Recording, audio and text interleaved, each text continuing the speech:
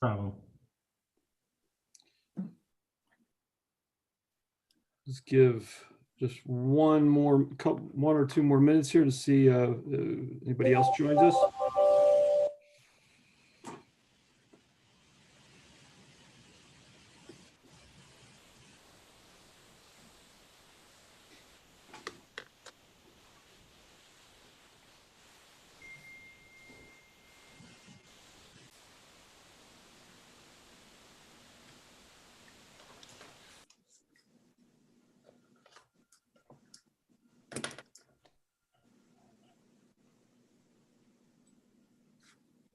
All right, let's go ahead and get going here. Okay, if everybody's ready. Okay, we're going to call to order the Board of Library Trustees meeting for Tuesday, November 17th, 2020. Before roll call, just want to make a statement real quick. The reason why we are doing this on Zoom, we are doing this virtually right now, is because of the Cook County guidance to limit the amount of people in one room in one setting.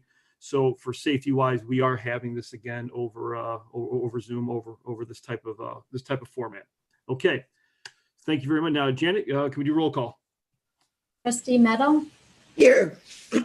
Trustee Rule is currently not here. Trustee Smart? Here. Trustee Suplet? Here. Trustee Tangney?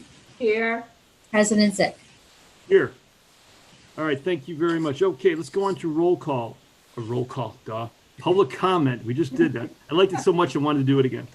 Anyways, we're going to go on to public comment. We have 1, 2, 3, 4, 5 public comments that I am going to read here. Okay. First one is from Jack Santry. It says, resident of Arlington Heights for 27 years.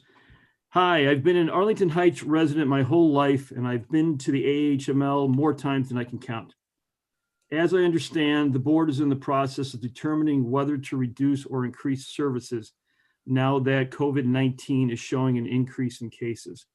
I would like to make my thoughts known about this. While I understand the desire to provide a space for reading and easy access to books for people of all ages, I think you need to consider safety a higher priority than providing these things. When you stay open, you put residents and staff at risk. When you stay open, you increase the potential for people to come into contact with the virus, especially your staff who do not have as much of a choice to come in or not. I, as a resident, can easily make the choice to not come into the library for a few weeks. A staff member may not be able to do that without risking their job security. We cannot ask staff to choose between their jobs or their safety, and we cannot ask residents to choose between their love of reading and their safety. Please consider options that focus on safety rather than availability. The books will still be there when we come back, and we'll still want to read them just as much. Sincerely, Jack. Okay, we'll keep moving on here. The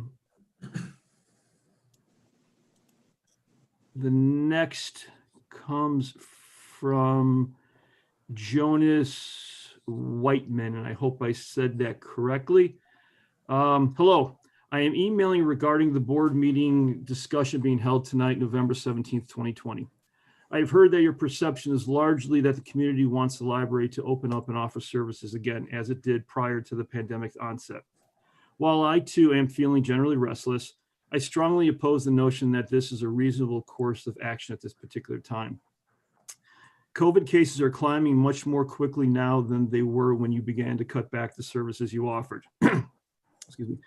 Further, COVID infection rates are likely to worsen as families get together in the coming weeks for the holidays. I am incredibly concerned about the potential negative consequences of allowing people to use the library at its full capacity again at this time. Please hold off on seriously considering such a change until the number of daily, weekly COVID cases begins to actually decline. You should table the conversation about reopening and wait until at least January, a few weeks after the holidays have ended, before actually considering shifting towards full capacity. Thank you, and I trust that you will all continue to take the health of the community, not just for our longevity, for normalcy, into consideration while you deliberate. Sorry, went over that word bad. Okay. keep on going on here. This is from Jules Matschall. Again, I hope I said that right. While many folks in this community might be loudly advocating for AHML to stay open, no matter the cost, I want to make sure you're hearing the voice of opposition as well. We all know COVID rates are rising during the second wave, and infection rates are much higher now than they were in March of this year, when we had a nationwide stay-in-place order. The books, services, resources, and programs you provide are exceptional and valuable to the community, but not one of those things is worth a life. I know there's a balancing act between staying safe and staying open. I imagine you have a large staff to think about, and I'm certain I can't understand the complexities of the decision you need to make and the pressure to keep the community happy. But I wanted you to know there are sensible, reasonable people out there who want you to make the safest decision. We will all live without our books, a place to read, work, study temporarily. But if the library is kept operating when it should be closing down to appease a vocal minority, we might not all live. Best, Jules Matschall, AH resident, mom, realtor, bibliophile. Okay. The next comes from Leah White. Hello, this is a comment for the November 17th board meeting. COVID-19 rates are rising and rising fast. At this point, most suburban libraries are drastically pulling back services, and many are moving to options like curbside or drive-through pickup only and computer access by appointment only. And yet at our library, it appears that we have only reduced time limits, which were already incredibly high in comparison to most area libraries, and removed seating, which also for most libraries wasn't even available when rates were half of what we're seeing now. Please consider what kind of contribution the library is willing to make for the public health of our community and for your staff, who are vital and worth protecting. What is truly essential for the library to provide, and how you can provide that in a way that minimizes risk for both staff and the community as much as possible. I value our library so much. We are so lucky to have such a dedicated organization that wants to support the community. But please consider centering risk mitigation in your service models and reducing services to increase safety, as we are seeing infection levels higher than this past spring. It is scary, and I worry for the safety of your staff and our community. Thank you for your service to the library and to Arlington Heights. This isn't an easy time to be a leader, and I appreciate your hard work. Sincerely, Leah White, Arlington Heights resident and card holder. Okay, the fifth one from Jennifer Amling. To whom it may concern, I'm an Arlington Heights resident and frequent library user. My family would be in the library every few weeks to check out a new pile of books. We love to browse and chat with the librarians. However, now is the time to close your doors to the public. The spread of COVID-19 is rampant, and it is the responsible thing to do. There is no need for people to leave their house to visit the library during this pandemic crisis. Having staff continue to serve the public puts both the community and the staff at risk of exposure and could help to continue the spread of the virus. We are getting to a breaking point, and all avenues of possible spreading need to be cut off if we are able to do so. Your staff has made library materials available through a variety of safer means, including more online materials like books, magazines, and movies, as well as contactless pickup. Please help the effort to slow the spread of this deadly disease. Encourage your community to stay home and stay safe. Excuse me. Encourage your staff to work from home if they're able. Thank you for your time. Sincerely, Jennifer Amling. Okay, that is all five. And obviously, thank you all very much for your comments. We do greatly appreciate it. It's the type of information that we as a board do want. We are going to be talking a little bit later on about COVID-19 related service changes. So I think a lot of the questions and a lot of the comments that were made during that will be answered once we get to that point. But thank you all very much for your comments. We greatly appreciate that from the community. Okay, did we have any other public comments that I might have missed? No, we're good? Okay. All right, so let's go on to liaison reports. Friends of the Library? Okay, Friends of the Library is holding off on scheduling their 2021 book sale dates until we kind of know where we're going as far as programming. And then the Friends also approved the Dan and Raymond movie club for 2021 in the amount of $6,300 for us. That's what I have from the Friends. Okay, very good. Let's go on to the foundation. Okay. Foundation is working with us on ordering the kitchen equipment for the Belmont project. They're also, which you'll see later in the director's report, received a donation from the Cake Box Bakery that closed recently, and a donation of cabinetry also for the Belmont project. So, two very cool donations. Yeah, very cool. Very cool. Excellent. Thank you very much. Okay, let's keep moving on to action item 1, approval of the minutes of the regular board meeting of October 20th, 2020. Do we have a motion for approval? Trustee Mel approves. I second that. Okay, great, Christy. Any comments or thoughts? Questions? Okay, thank you very much. So let's, all in favor, please say aye. Aye. Aye. Okay, that one passes. Let's go to action item 2, approval of the minutes of the committee of the whole meeting of November 2nd, 2020. Do we have a motion for approval for that? I move approval of the committee of the whole minutes. Do we have a I second. Okay, thank you. Any comments or questions on that? Okay, so all in favor, say aye. Aye. Aye. Okay. And let's go on now to item 3, review of the financial report for the period ended October 31st, 2020. Okay, I would ask Donna to review that, please. Sure, let's start with the revenue report. We have received 98.2% of budgeted property tax revenue for the year. In the month of October, we received $761,578.77. Thank you to the foundation who reimbursed the library for new lights at the makerspace. The total for that was $1,985. Thank you to the Friends of the Library who reimbursed the library for library card sign-up month incentives, makerspace equipment, One Book, One Village author contribution, 2020 holiday lights, and for other programs. And the total of that check was $14,632.22. Total fines revenue in the month of October was $1,035.08. And we also received a $500 donation for genealogy materials. That is the revenue side. The expenses, 83% of the fiscal year has lapsed so far, and we've expensed 73% of our annual operating budget.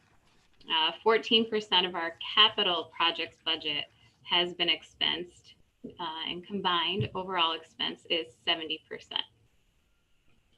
If you're ready, we can move on to the check register.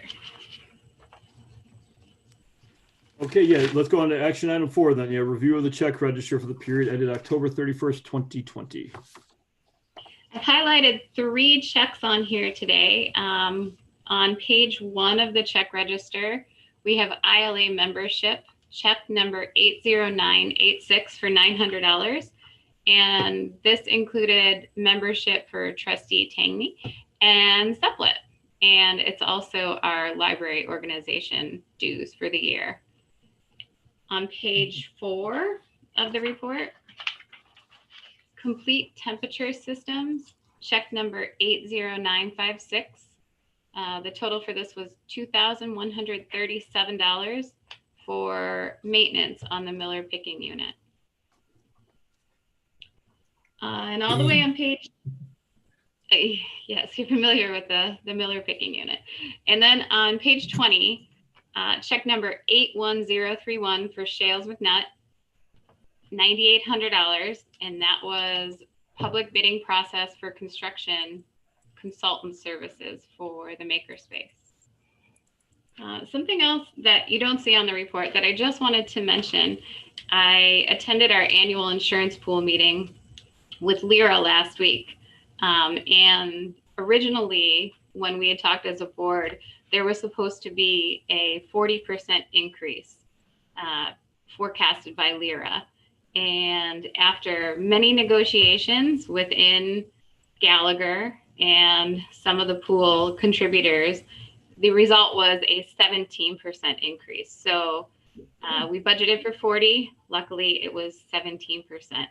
And I've talked to other libraries and municipalities, and that's actually pretty low compared to some of the increases that they've had with their property insurance.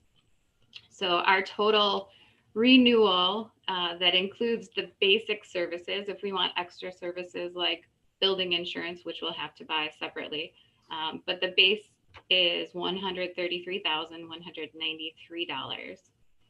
But we will go out to bid next year as well, just to compare pricing. All right, very good. Do we have a motion for approval for the check register? I'll move that we approve the check register for the Arlington Heights Memorial Library of October 31st, 2020 in the amount of $988,750.85. I second that. Thank you. Janet, roll call, please. Trustee Meadow, Yes. Trustee Rule,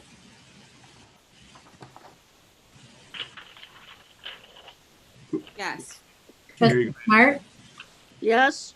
Trustee Suplet, Aye. Trustee Tangney, Yes. President Zick. Yes.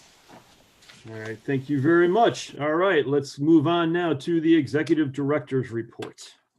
Okay, I'm going to go ahead and share my screen. Do that.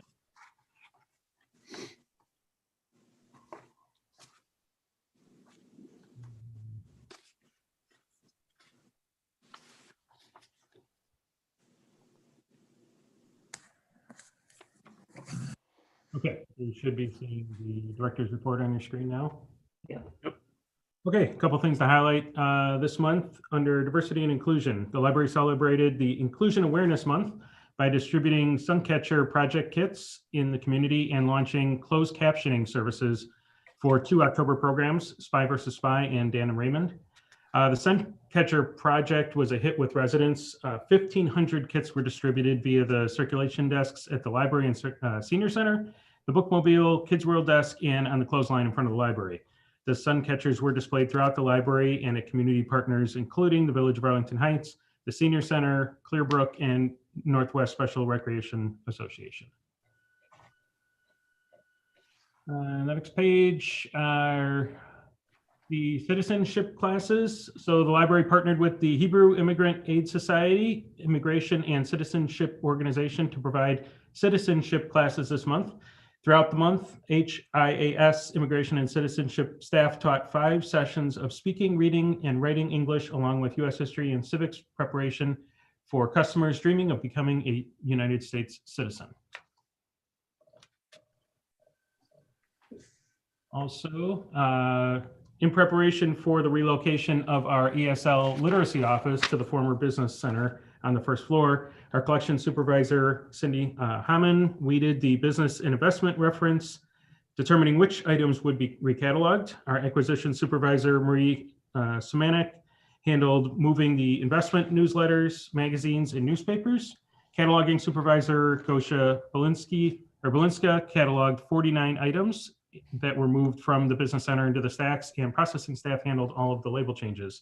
Our material handling staff relocated the business reference collection from the former business office to the reference collection in nonfiction. So we're preparing to build out the business center on the main floor to be an ESL center, moving from the second floor. Also wanted to highlight, let's see, come in here.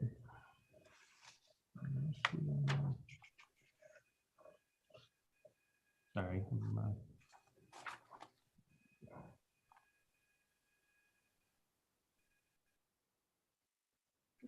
So good.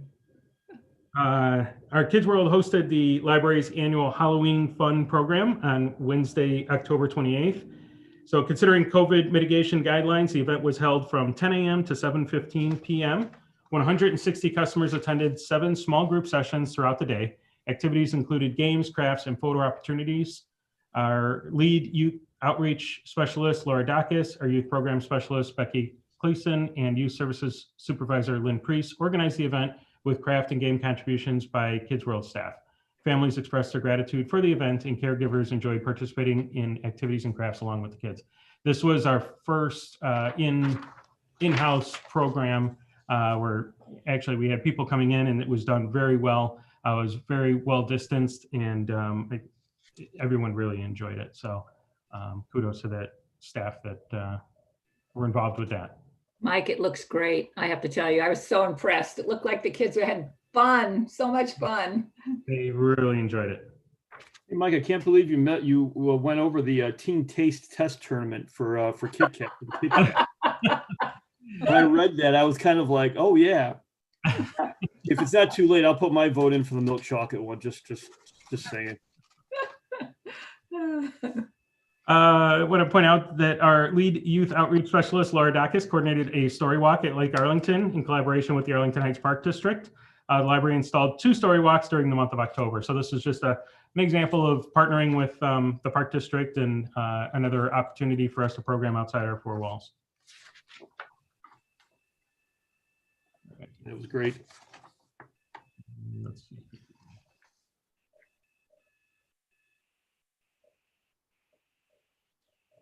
And on page 12,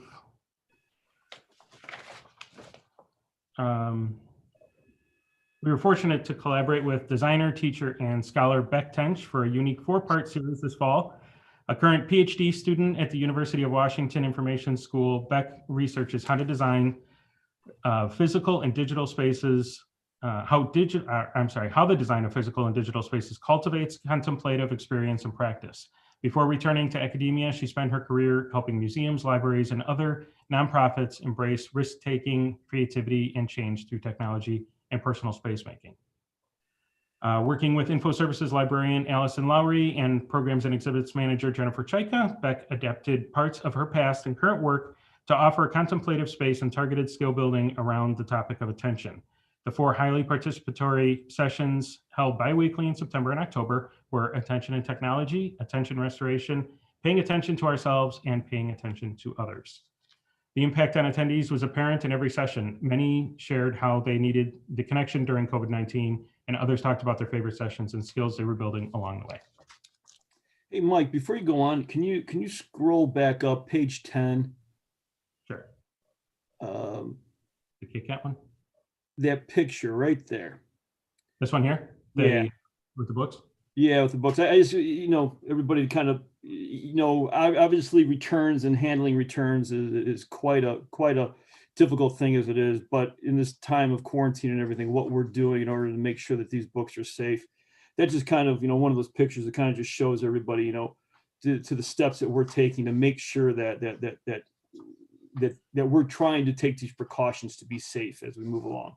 Yeah, the quarantine is extremely important. And this picture in particular is about how we move these items to accommodate our election day polling place. So that I'm going to talk a little bit more about that next month as it falls under November. This, what I mentioned in this director's report was really some of the prep work, but I will circle back to that next month and talk about that.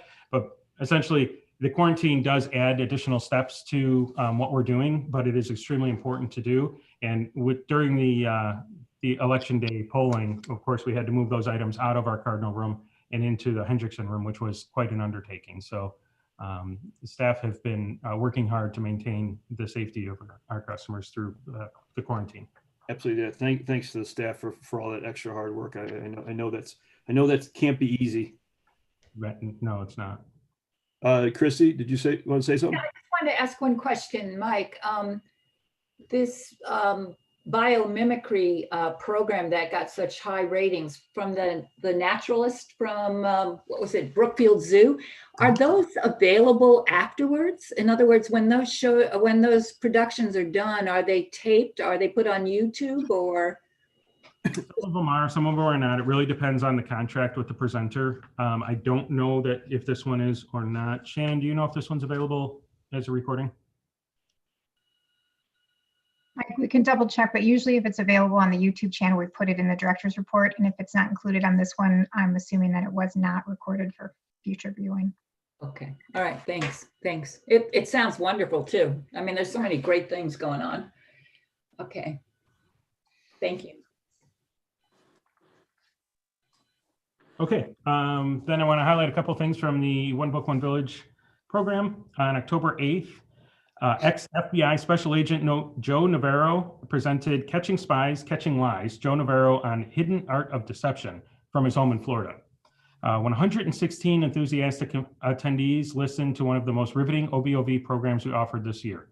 Joe discussed his path from Cuban immigrant to youngest special agent ever recruited by the FBI, sharing engaging graphics, including mugshots, maps, and more to enhance his unique story. Joe has written several novels, including one that is being adapted to a film with George Clooney. Another popular and unique OBOV program, New Spy, Who This? Gadgets and Gizmos of Counterintelligence, welcomed 77 attendees on October 15th. Our guest speaker, Perry Myers, a private investigator and president of the U-Spy franchise, brought fun gadgets to show and tell. Perry gave an inside look at the life of a private investigator. Programs and exhibit specialist Tracy Recklaus and Megan Young facilitated the seemingly nonstop questions. On October 22nd, librarian and cookbook collector Amy Alessio presented Cold War era delights, food trends from 1945 to 1990. 83 customers enjoyed her humorous descriptions and wonderful pictures as she chronicled interesting and memorable food trends. Amy incorporated foods discussed in The Secrets We Kept into her presentation and provided guests with recipes for all of the dishes discussed in the program.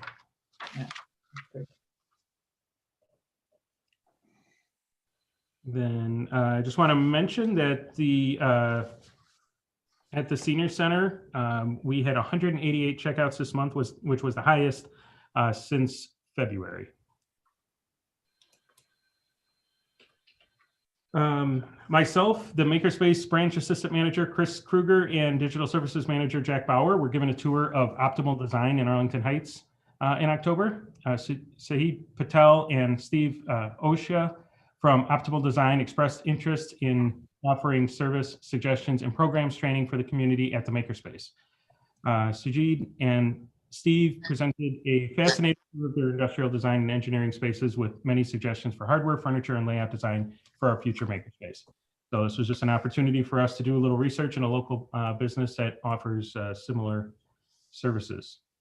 And then I wanted to mention the Cake Box Kitchen Auction. This was what I mentioned in the foundation report. So sadly, the Cake Box Bakery in Arlington Heights closed its doors this fall after 71 years in business. The vast majority of their kitchen equipment was listed for sale in an online auction. The Makerspace Branch Assistant Manager, Chris Kruger, worked with Lori Harp, the chair of our Library Foundation, to identify and set bids for items in the auction to benefit the Makerspace project. While all of the items sold went for more than our maximum bids, the bakery owner, Paul Gardner, offered us any equipment that did not sell after the auction. Thanks to Paul's generous donation, the Makerspace now has 3 rolling pan racks, 30 sheet pans, and a rolling sheet pan rack in its inventory. And we've got some pictures of those here. The equipment will not only be a great addition to our Makerspace, but it also carries with it 71 years of Arlington Heights history. So thank you, Paul, for that donation. And thank you to the foundation for working with Paul on that. Another donation to the Makerspace comes from our own trustee, Debbie Smart. She sourced a generous cabinetry donation for future use in the Makerspace art space. The cabinets are very well made, in great condition, and will act as an excellent storage and workspace. Our Makerspace Assistant Branch Manager, Chris Kruger, and maintenance staff, Clint Anderson and Lionel Vargas, delivered the donation to the space. So Debbie worked with our foundation to work this out, and this will be a very well used donation. As you guys may recall from our discussions about Makerspace budget, the cabinetry is one very expensive component of the project, and something that we've scaled back on considerably as we've gone back out to bid. So this donation is very useful to us, and something that will be cherished by the staff and our public. So thank you, Debbie, for making that connection. Yep, thanks, Deb. Okay. I think I have more, Mike, just so you know. Excellent, thank you. That's great. Okay, next I highlighted the top 10 visited web pages again. Nothing significantly different this month. As you can see, we're seeing very consistent trends in the pages visited. Excuse me for a second.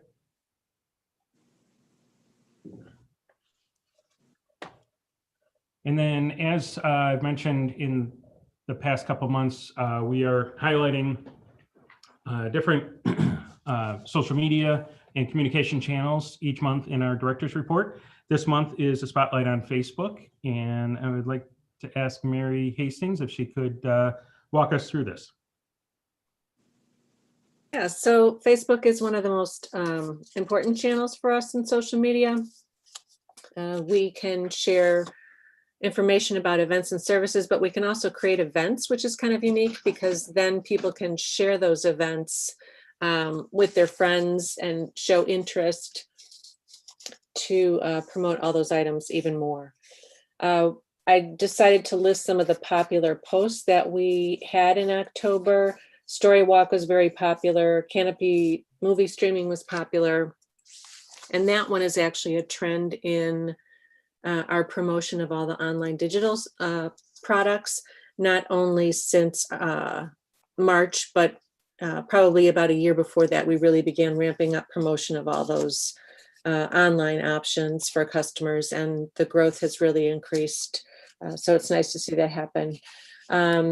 Anytime we promote a post about our staff, it's always very popular. You can see the two on the ESL staff that really received some good engagement, along with the announcement of Dr. Ibram Kendi.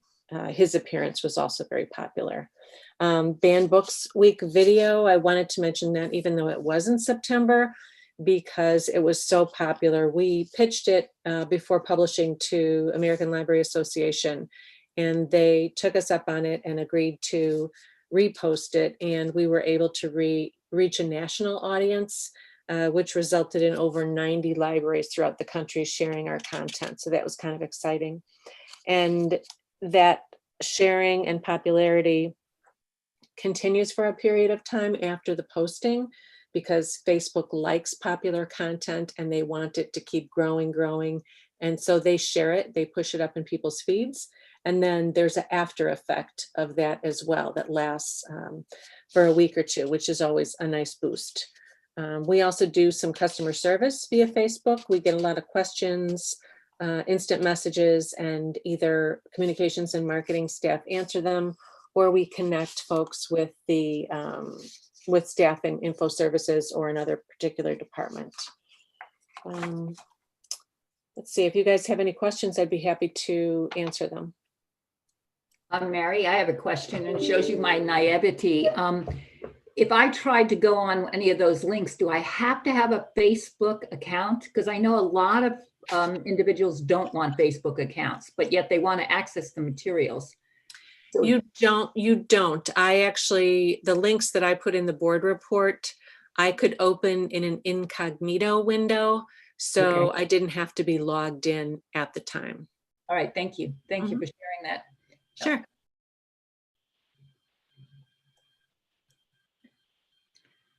I'm probably one of the few people who doesn't have Facebook. That's all right. Okay. Any other questions for Mary about Facebook or any of the other social media engagement information that we provided? Great. Great stuff. Okay. Thank you. Okay, then I'm going to move on to the professional engagement. I want to highlight a few things in this section. Down here we go.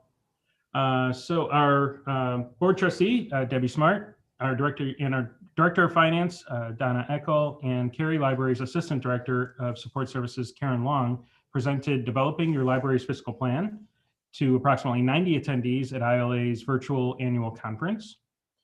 Our youth outreach librarian, Emily Koch, teen services supervisor, Alice Sun, and District 25 community partners, Adele Malamed and Becky Phone, presented Book It, collaborating with schools to provide author visits to about 75 attendees at ILA's virtual annual conference. Alice also presented How to Interact with Teens When You're Not a Teen Librarian, with librarians from Park Ridge, Schaumburg, and Oak Lawn libraries. Our Kids World librarian, Christina Caputo, taught a 5-week online course for ALSC in May and again in October on homeschoolers in the public library. In addition, she was a guest lecturer for Middle Tennessee State University's graduate students, sharing information about how public libraries can serve homeschooling customers. Christina also contributed to the recently published book, Homeschooling in Libraries, New Solutions and Strategies. Our collection supervisor, Cindy Hammond, was named as chair of the YALSA Collection Development Grand Jury Committee. And on October 2nd, Megan Young attended day 1 of Decode 2020, Literacy, Liberation, and Civic Life. This was presented by Chicago Literacy Alliance. This annual Thought Leadership Summit offered 3 days of sessions and networking focused on challenges and possible solutions to increasing literacy in Chicago and the Chicagoland area. Our bilingual advisor, Catalina Shin, and Bookmobile staff, Terry Scallon, Ron Moravec, Renee Grupa, and Al Garcia, attended the Association of Bookmobile and Outreach Services virtual conference, where they each increased their understanding and knowledge about promoting outreach and bookmobile services from libraries around the country offering similar services. And then we also had 16 staff members participate in a 3-week course, Equity in Action, Fostering an Anti-Racist. Topics covered explicit bias, dismantling white supremacy in libraries, equity audits, and cultivating anti-racist, anti-bias workplace and hiring practices. And then our ESL advisor, Ali Gooley, participated in the following pro-literacy webinars from the Ideas in the Field series, learnerweb.org, reopening, using YouTube in instruction, and working from home. That is everything I have in the director's report. Do you guys have any questions or comments about anything? A lot of stuff going on. Can you guys hear my dogs barking right now? Yes. We love it. We love it. Yeah, Yeah. really, I think it's life. Come on. Cool. Come on. Sorry about all that. It's good. John, If you would, Mike, I'm going to the graphs and the notes relating to circulation. Sure. These notes are actually quite interesting to me in that you filled 26,600 customer holds, an increase over last October.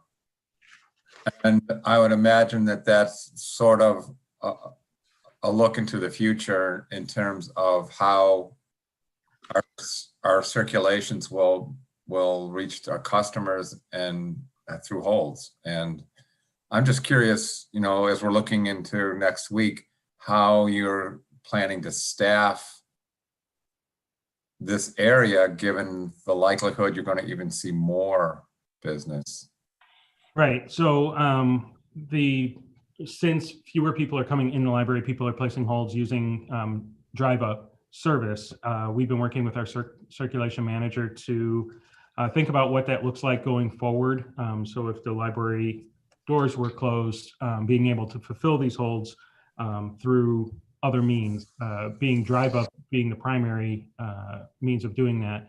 We also have the curbside process that we had previously, if you remember in phase 3, where we could handle up to 25 cars at once, which we could roll to if we do hit certain thresholds that our circulation supervisor has identified. So we do yeah, so that kind of was my curiosity. So when you say the curbside, you mean under the garage? That's correct. Yeah. Mm-hmm. So you're weighing that option. Right. So we are weighing that option. We would like to keep services through the drive up window the way they are for as long as we can, due to, you know, the weather changing and keeping that actual physical barrier between the staff and the customer would be ideal. But we do have some options to fall back on if the demand just becomes too high. And then when we look at collections with higher percentage checked out than pre-closure, people are going nuts over the DVDs, Blu-rays. Right. And do you see that trend continuing? Well, I think what we see here is a little bit more of a emphasis on entertainment and, people pulling things out that are maybe things that they can, fill their time with when they're not doing other things that they would be doing due to COVID. So, But I'm seeing a lot of new. mhm. The implication here is to be on the cutting edge, if you will. Our new and popular collection is extremely popular. Shannon, do you know what the checked out percentage is for that? Yeah, collection? for the new and popular collection, there's a couple of reasons why the new items are 80% checked out in that area of the library. One, it's because we recently changed it from marketplace to new and popular, and it was reorganized, so it's easier to browse now. So yeah, 80% of the collection at any one time is currently checked out, and that is the newest and most popular items that we have. That's a big deal. Good luck. Thanks. Are these the problems you want to have, or are these going to be lingering? I think they're good problems. Okay, good. Well done. Any other questions or comments for Mike? Hey, Mike, I just want to say, one of the parts I always love during reports is the professional engagement. Everything that everybody involved with the library is doing, being connected, obviously trying to do it in a safe way, and just getting out there in the community and learning and growing and everything. That's always a lot of fun. All the programs we do, obviously what we do for the village, that's awesome too. That is incredible, just seeing all that everybody's doing involved with the library. So hats off to everybody being involved like that. John, do you have something? One more thing. Are we getting any closer to the possibility of taking your director's report and formatting them for public access? Yeah. Janet, do you want to speak to that? I think we actually have it posted on the website now, don't we? Yeah, it is on our website. It's part of the board packet, and it is on our website.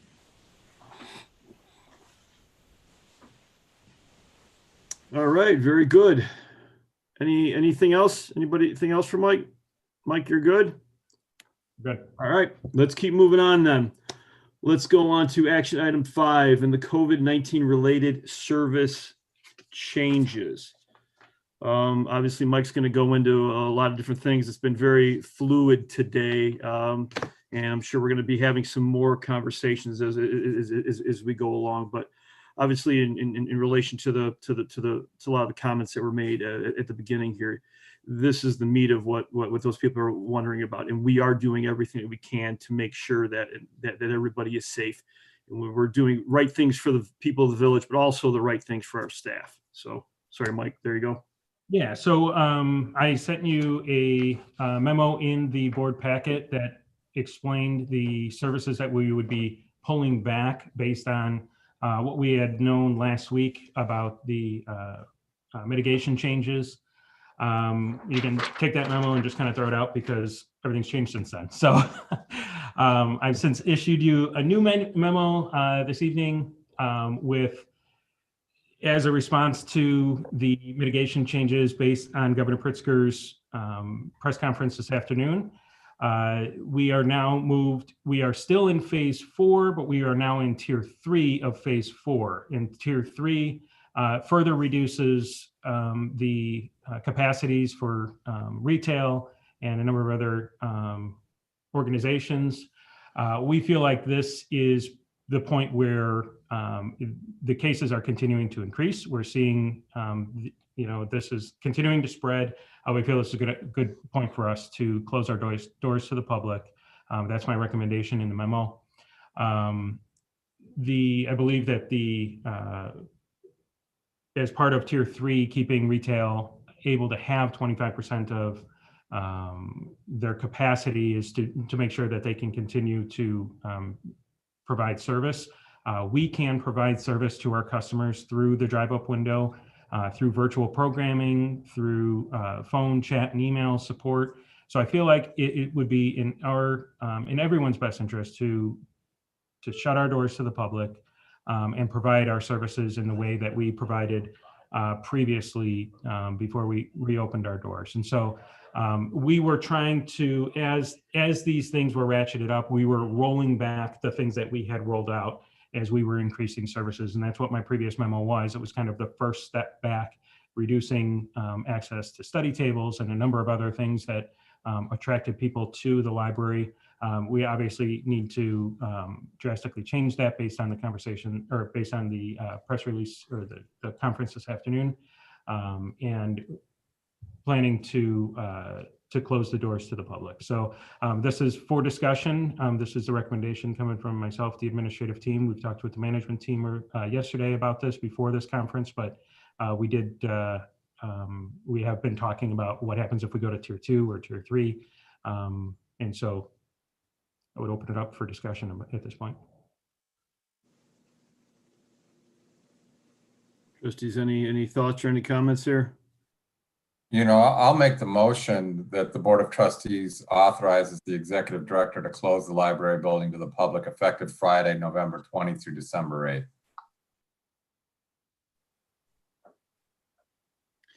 I'll second. So, Mike, what other steps are involved with this? I think there's some other issues that we have to discuss, also relating to staff and things like that. I do agree this is the right way to go. We need to button up. You know, we're not canceling services. We're still there to provide everybody, but how are we handling all those situations? Sure. So, well, first of all, I'm going to address the dates that I'm making this effective. So this is effective Friday, which is when Tier 3 takes effect, through December 8th. We have a special board meeting December 7th. So I feel that if we need to extend this, we can extend it at that point. One of the things that, Greg, to address your question, is how are we going to continue to provide these services? We would be closing the doors to the public. However, we would encourage staff to work from home whenever possible. Staff would still be able to work in the building, and we need to be able to provide these services to the customers. So we would be looking for staff to help out with the drive up phones, all of those services that I talked about. So we would keep the building open for the staff. We would keep the hours that we have currently to be able to allow staff to shift schedules and come and go not as they please, but be able to work in a much more open environment.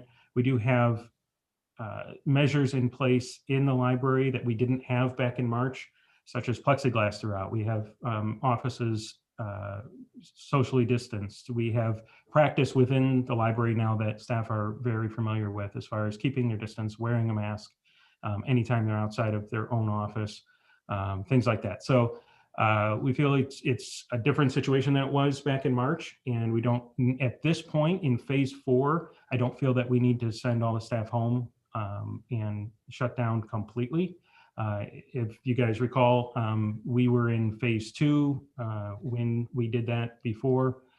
It wasn't until the end of phase 3 that we actually opened the doors back up to staff to actually come back in, and then to the public in phase 4. So I feel like we are taking a very responsible approach here, in that we can limit the spread and exposure by not allowing the public in the building, and have a controlled environment, allow staff to spread out through the building even further, and work at home whenever possible. We would expect that staff would be able to get their budgeted hours, but I did provide you guys with a couple of different scenarios. Staff, making sure that we have the discussion about staff pay and how we're going to handle that through a closure like this. We do have certain positions that may be more difficult to get those hours. Public service desk positions may have a harder time getting those hours. And so I provided you with a couple different scenarios. Scenario 1 is to continue to receive pay for budgeted hours to all staff. Scenario 2 would be non-exempt staff are paid for the hours worked and paid 2/3 of their hourly rate for hours not worked. So essentially, if you were to look at this, is if we were to do layoffs or furloughs, staff would receive 2/3 of their pay through unemployment. We would be paying that. this would give the employee the opportunity to work whatever hours they can at full rate, and then whatever hours they can't, we would make up with 2/3 of that rate for hours not worked but budgeted. And then scenario 3 would be non-exempt staff would only be paid for hours worked. Exempt staff would be expected to work their normal hours and receive normal pay or their normal salary. And then, of course, there's going to be all kinds of different situations that people are dealing with personally. Our HR department is ready to work with the staff to help accommodate whatever needs need to be met.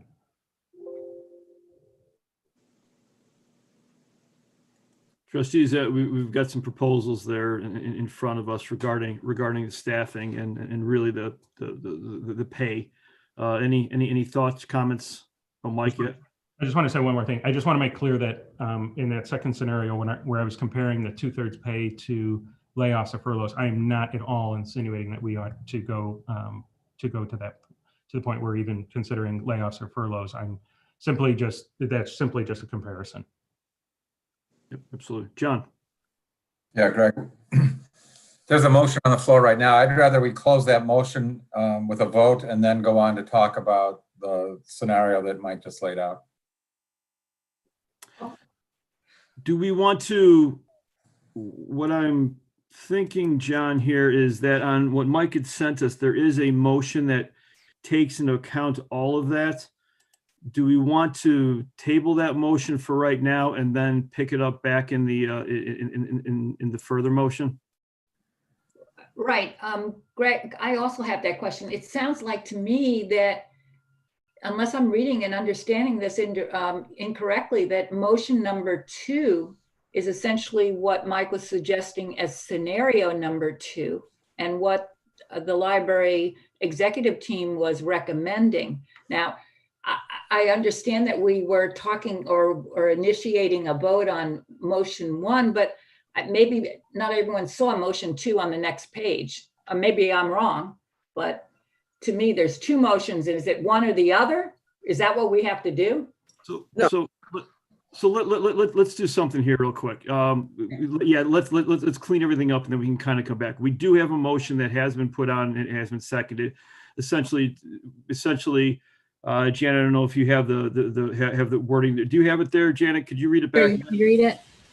Yes, John moved and Debbie seconded that the Board of Library Trustees authorizes the Executive Director to close the library building to the public effective Friday, November 20th through December 8th.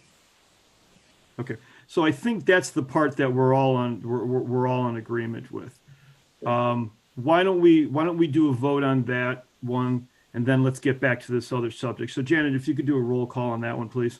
Sure. Trustee Meadow? Yes. Trustee Rule?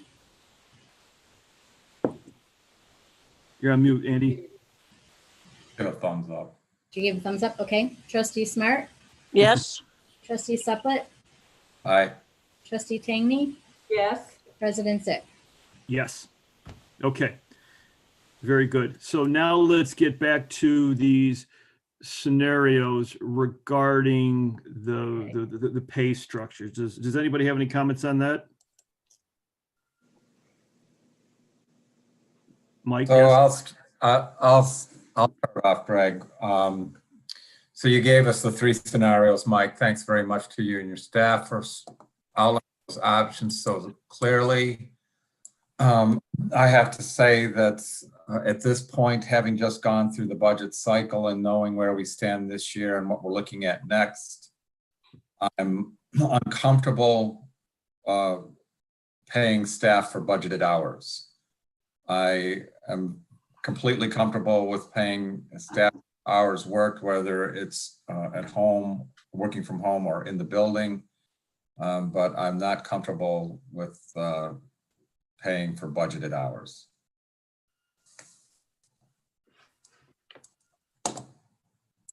Trustees, any more thoughts here?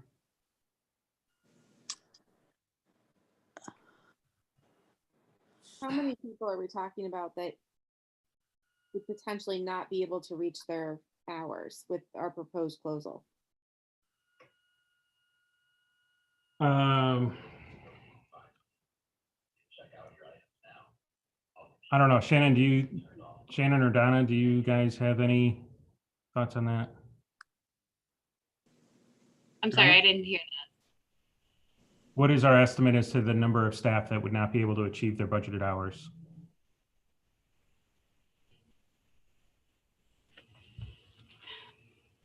Or to put it another way, what would be the fiscal impact of paying staff for budgeted hours?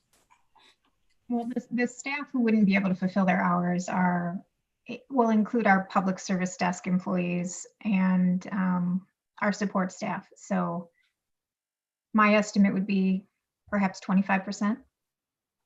Okay. We would also try to create opportunities for everyone to be able to work in other departments. So we've talked a little bit with our HR manager about this, and basically because things are shifting and we're still trying to keep services rolling as much as possible, there's going to be other opportunities popping up, and we can create positions in other areas of the library that we might be able to utilize some of those people that wouldn't be able to work. I also do want to make just two other points that are listed under the considerations: that we've received 98% of our expected tax revenue for 2020. And throughout the hiring freeze, or throughout this time that we've had this hiring freeze going on, we've limited our liability on those extra staff as much as we possibly could. And so that helps to reduce that cost of payout during a shutdown. Donna? Don, you asked about the financial impact. This will not impact us much compared to right now. Right now, payrolls are close to $280,000, and that's for a 2-week period. And it will be approximately that amount if we paid everybody for their budgeted hours. So it would be 2/3 of 280. Well, not for everybody, because some people exempt employees, they'll get paid their full amount, and non-exempt staff would be paid for the hours they worked at the full amount, and then additional hours to make up the difference with their budgeted hours would be paid at 2/3. So for example, if you're a 20-hour budgeted employee and you work 10 of those hours, you get paid fully for the 10 hours. You get paid 2/3 of the other 10 hours that you didn't work. So what's the 280,000 again? That is one payroll. That's a payroll, okay. Right, that's 2 weeks of pay.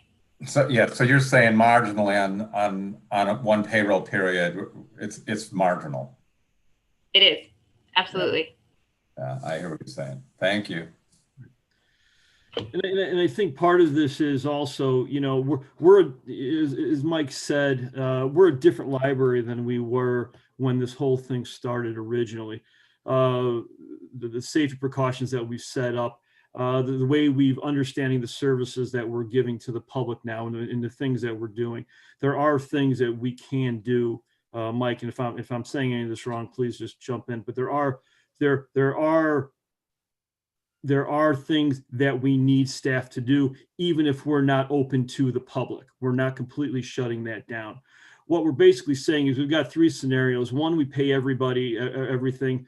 The third scenario is if you're not working any hours, you haven't been given any hours, or you choose not to work for safety considerations, you're not being paid. But then there's the middle ground where for those that don't have enough, where there isn't work available, I don't know if I'm saying this correctly, they're getting 2/3. They're getting 2/3 of that. Because the last thing that we want to do, our staff is fantastic, and Mike and everybody, you've done a great job on making the right decisions personnel wise through this. And I know we've had a bit of a hiring freeze, which in hindsight was a smart thing to do, because we didn't know where we were going with all this. So that helps. So we've done a lot of the right things to kind of put us in a good, safe position right now. But the last thing we want to do, we've got a great staff. We don't want to lose anybody. We don't want anybody to go or have to figure out something else. We want them here when we're done with all this. So I am in favor of scenario 2, where it's 2/3. They're paid 2/3 of their pay for the hours that they cannot work. Greg, I agree, and I think we should move on motion number 2. That, can I make that motion right now? If you'd like, sure. Yeah, that the Board of Library Trustees authorizes the executive director to extend pay to exempt staff and at a minimum 2/3 pay to non-exempt staff for their regularly budgeted hours through December 8th. Do we have a second on that?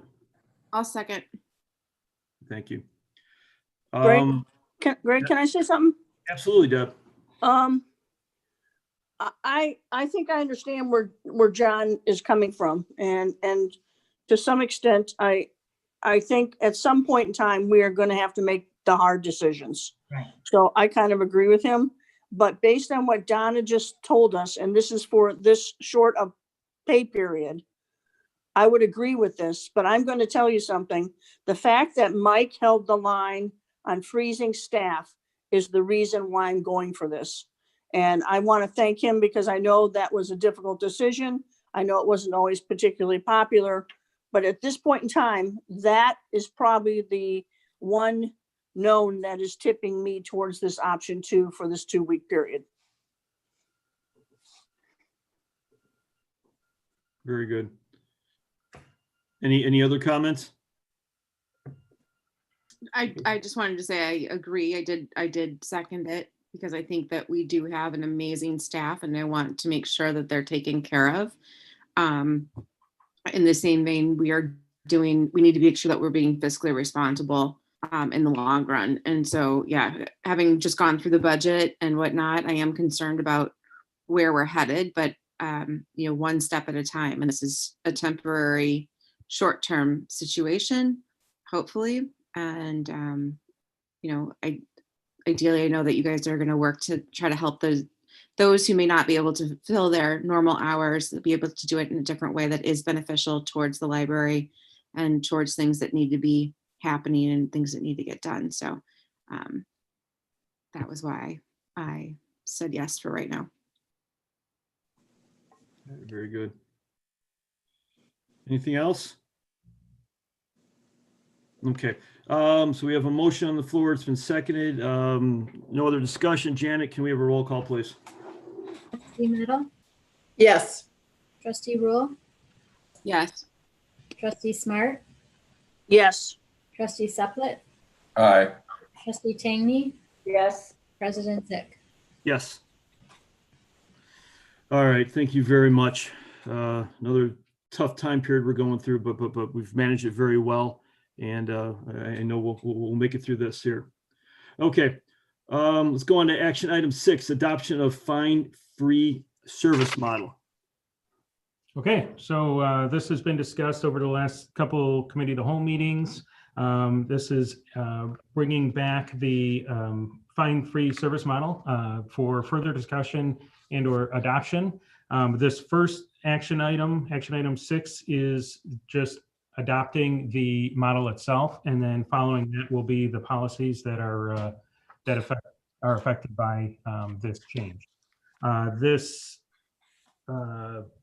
change, the fine-free service model change, would, according to this, my recommendation here in this memo, would begin January 1st, 2021. I'd be happy to answer any questions or have any discussion about anything that we haven't already talked about. So to cut to the chase here, if we accept this and we go through this, we are becoming a fine-free library effective January 1st. That's correct. Okay, John. Thanks, Greg. Just as part of the discussion, you've got 21,000 customers with owing us $189,000, which seems extraordinary. But, in terms of sticker shock, this is the first time we've seen this kind of data. What does that actually mean? Well, this is that is the total number of fines that are outstanding in our system.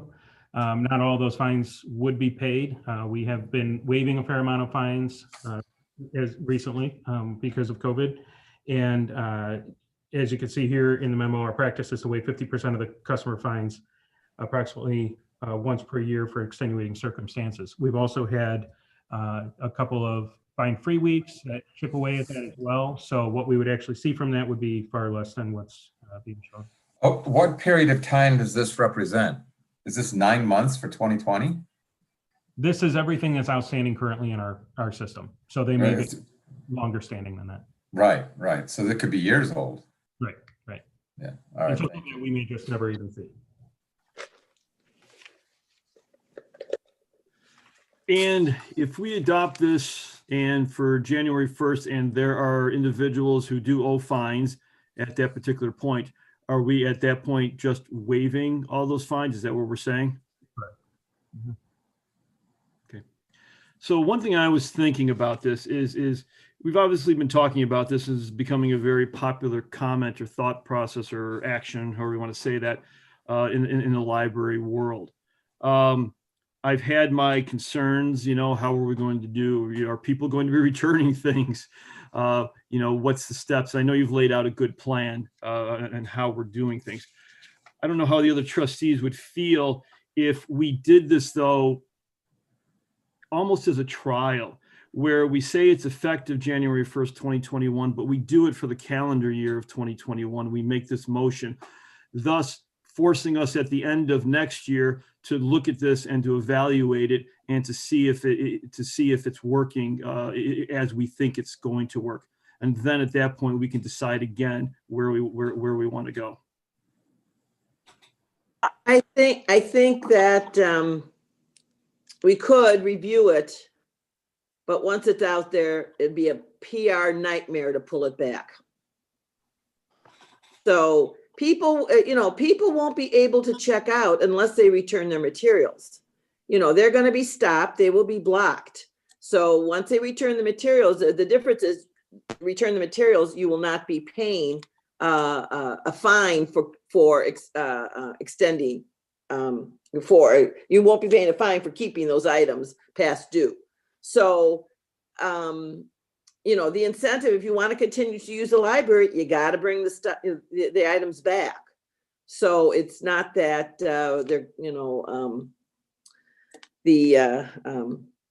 things will never come back or disappear or anything like that. But I think in a year it's good to have a review. But I think if the board decides to do this, this is it going forward. It truly is. Hey, Greg?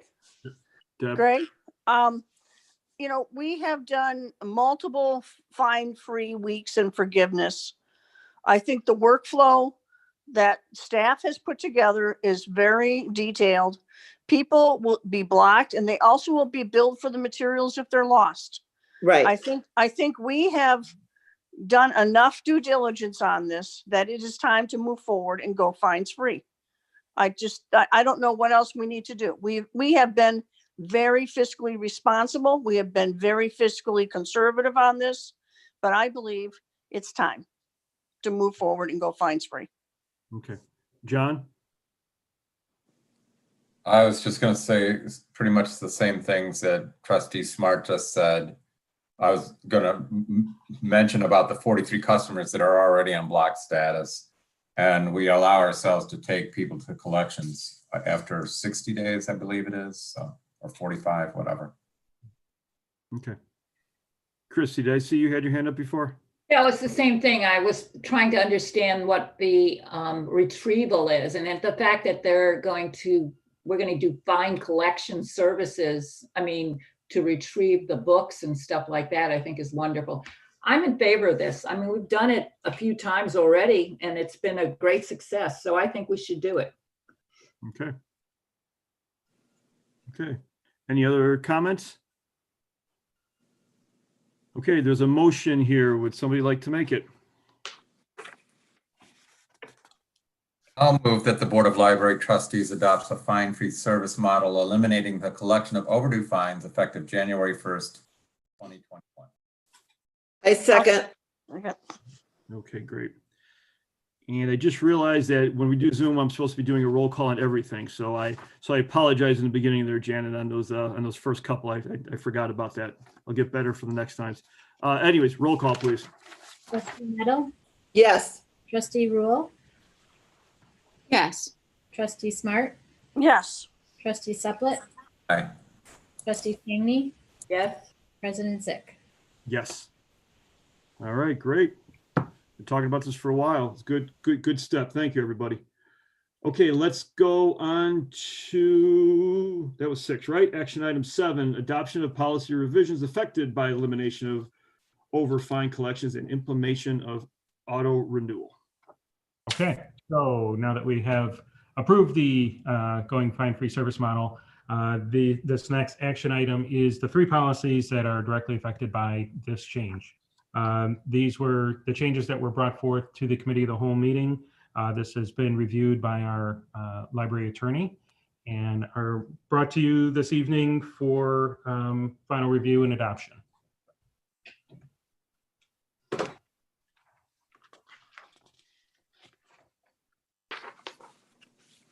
Trustees, any other questions or comments? Now, I'll begin with making the motion that the Board of Library Trustees adopts revisions to policy 5.002, issuance of library cards and conditions of use effective January 1st, 2021. I'll second. Thank you. Any other comments on that one? Okay, guess we have to do these one at a time. So let's do a roll call on that, Janet. Trustee Meadow, Yes. trustee Rule, Yes. trustee Smart, Yes. trustee Suplet, Aye. trustee Tangney, Yes. president Zick. Yes.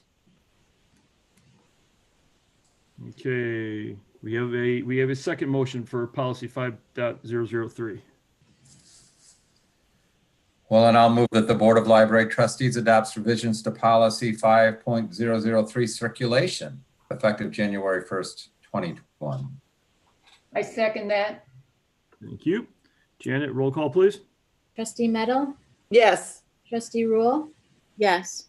trustee Smart, Yes. trustee Suplet, Yes. trustee Tangney, Yes. president Zick. Yes. Okay, one more motion for 5.004.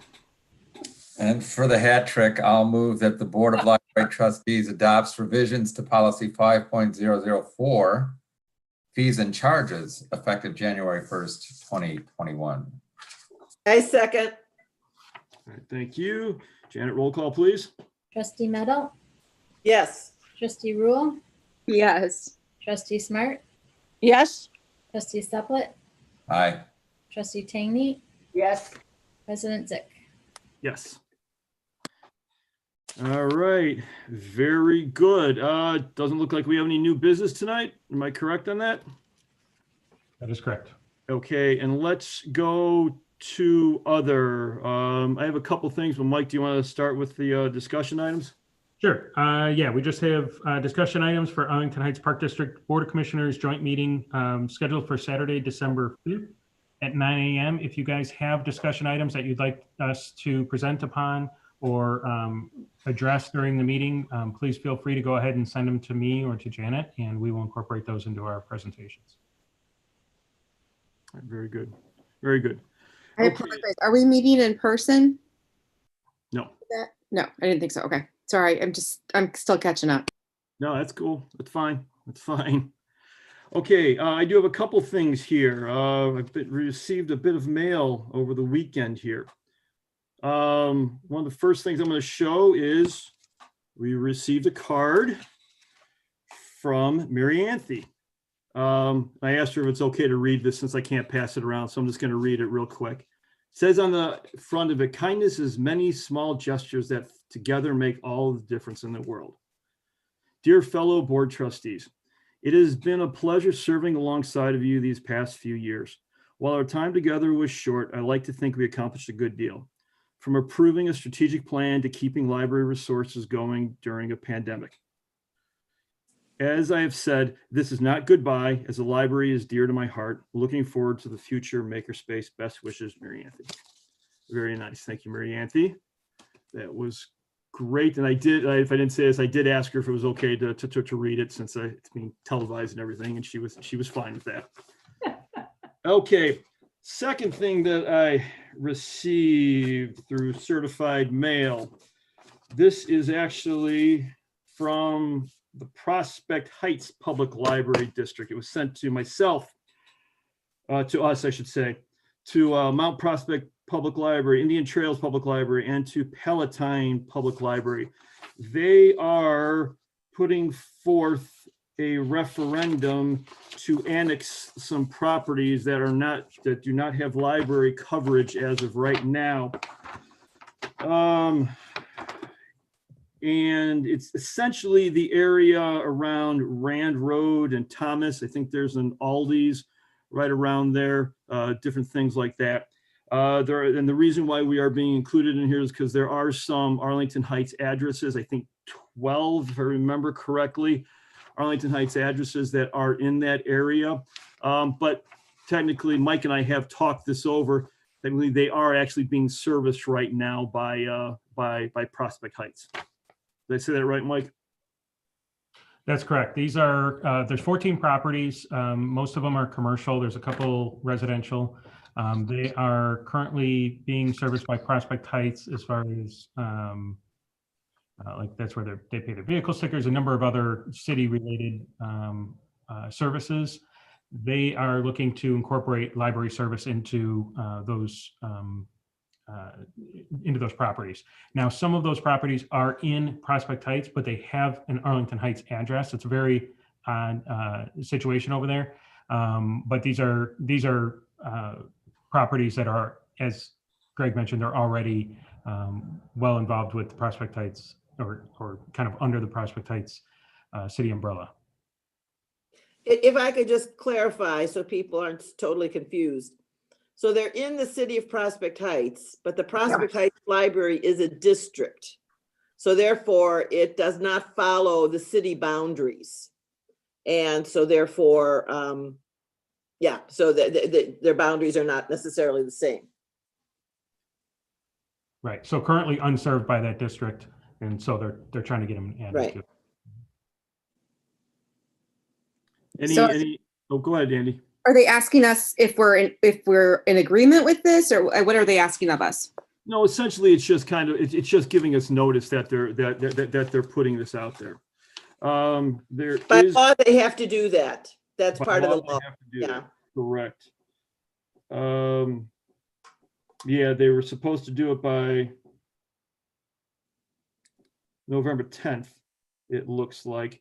And they're going to be a referendum at its meeting on to consider the attached ordinance annexing property and certifying question for referendum at its meeting on December 16th, 2020 at 7 p.m. at the Prospect Heights Public Library, District 12, 12 North Elm Street in Prospect Heights. So they're going to be considering this on December 16th. Have we talked to the village? Is there any other activities going on regarding the annexing of this area with any other services?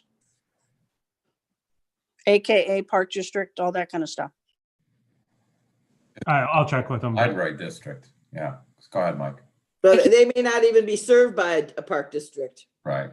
They may be unserved, because if they are in the city of Prospect Heights, then they may or may not be in a park district. I think that they're in the River Trails Park District, but I could be wrong about that. Yeah, right. But I also know that being on the Economic Alliance, we dealt with this with the water reclamation.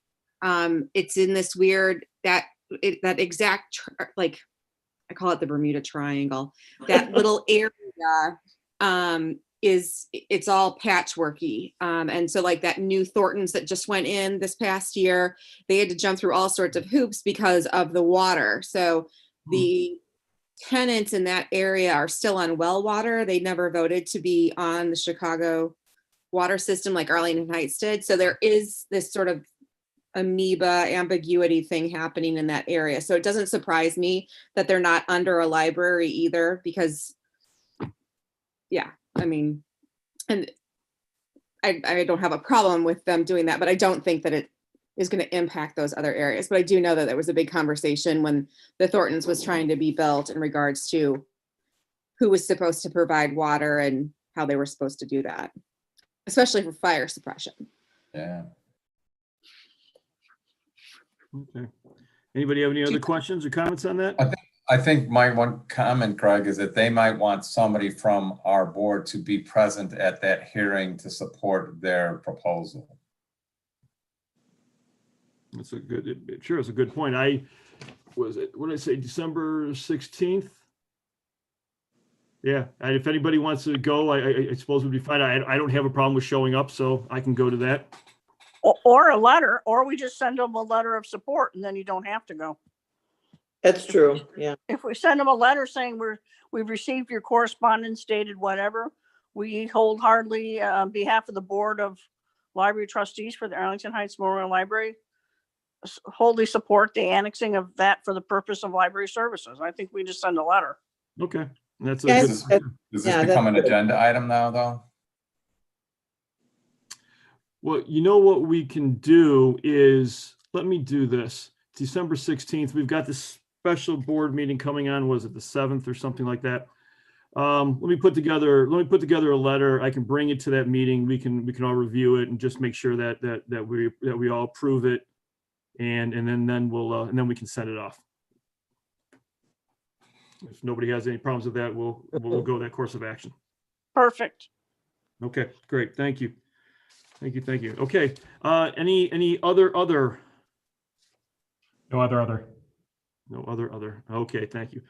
All right, so we're at that point. We need a motion for adjournment. I move we adjourn. Second. Okay, but we do have to do a roll call. So just one last one, Janet. Trustee Meadow, Yes.